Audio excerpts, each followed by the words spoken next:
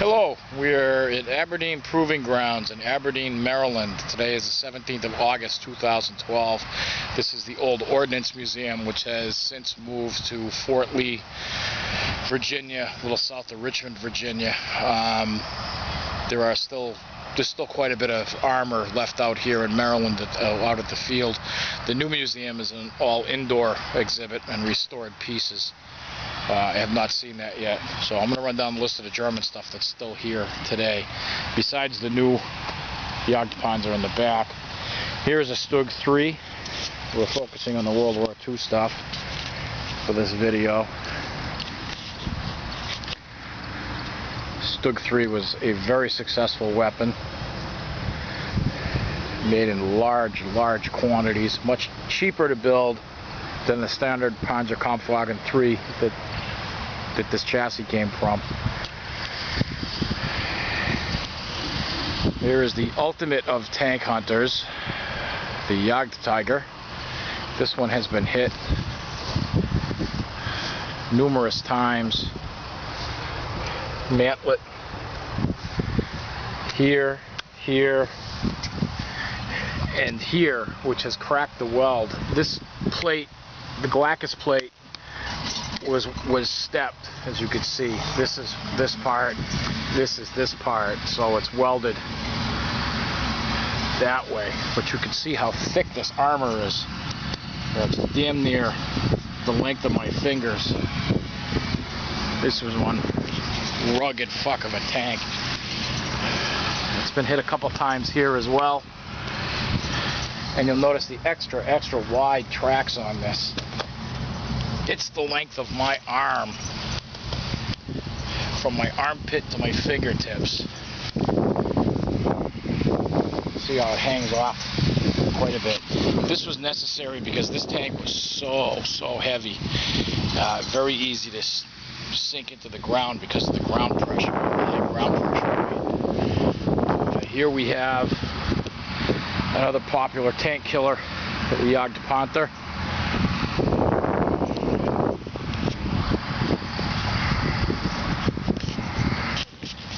And these always had a ass up stance due to the weight of the gun. Just preloaded the front bogies considerably. Tiger had the same issue.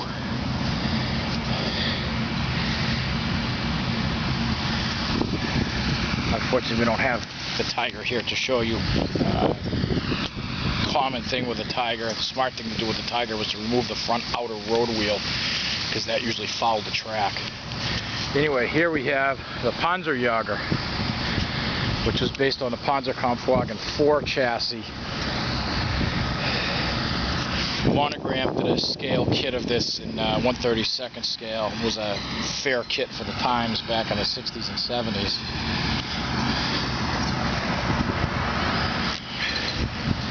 As you see, this has a much lower superstructure than either the Jagdpanther or especially the Jagdtiger.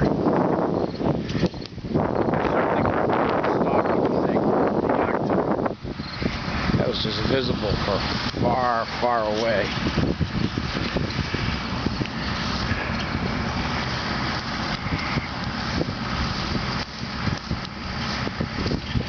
Going to try to move along. Besides the mower over there, which has got a ways to go before he starts chasing me around the field, I want to try to keep this video interesting and semi-short. We have some old German artillery pieces out here. This piece that's in front of us, the one in back of that, is an 88mm flak/anti-tank gun. It's another pocket anti-tank gun. This is another Stug 3.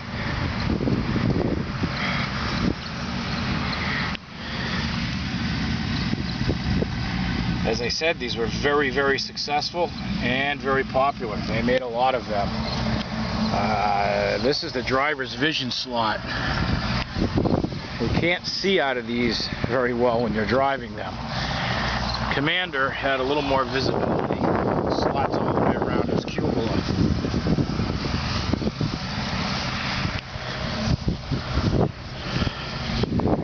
Here's another version of the story.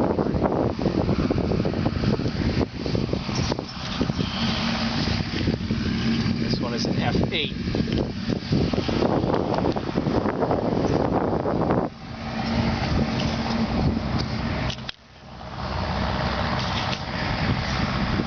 These were based on the, oh God, memory,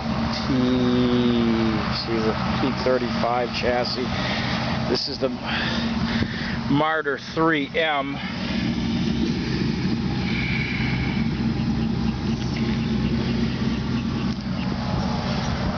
Also quite successful. That is a Hummel. Both the Martyr and the Hummel really don't afford the crew very much protection.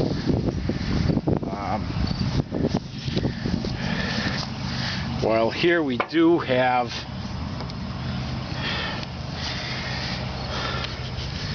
an armored box, there is no roof on this.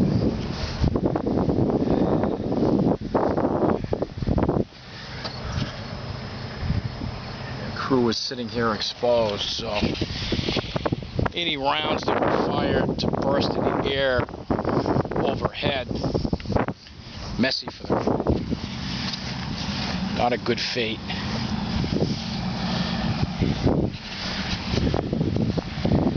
This little one is Italian. You could see the sharp contrast in design. At least the German stuff offered some protection. You had no protection on this thing besides the shield. I mean, yeah, gunner sits here, loader in the back. Should be another seat here.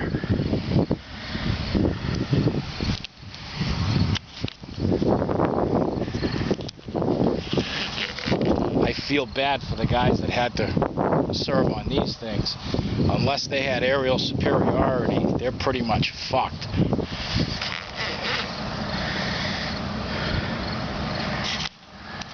The Italians certainly were not known for having reliable armor. Not enough of them at that. I'm going to scoot over here quickly. This one is an oddity. This one has a hydraulic drivetrain. Panzer IV with a hydraulic drivetrain. See how the back is all sloped? It'd be nice to see inside if there was still any left.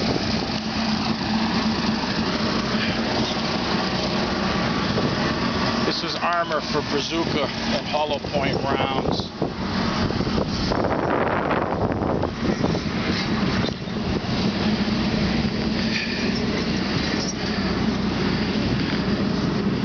I don't know that any of these saw combat, being an experimental hydraulic drive model.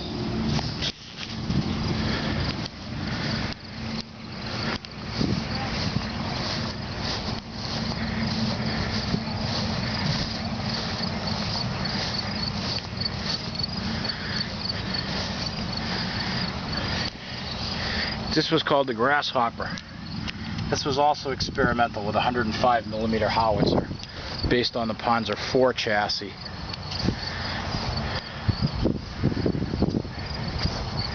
And here's the Brummbach. 150mm gun.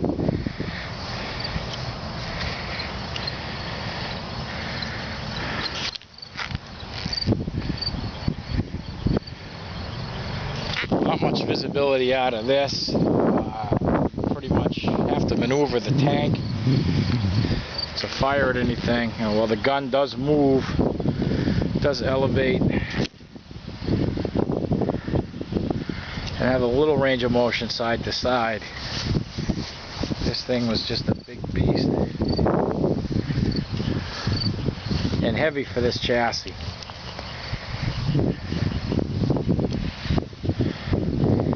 That, even though it's on the Panzer IV base, it's a little bit longer, so you have hence the extra space between the rear road wheel and the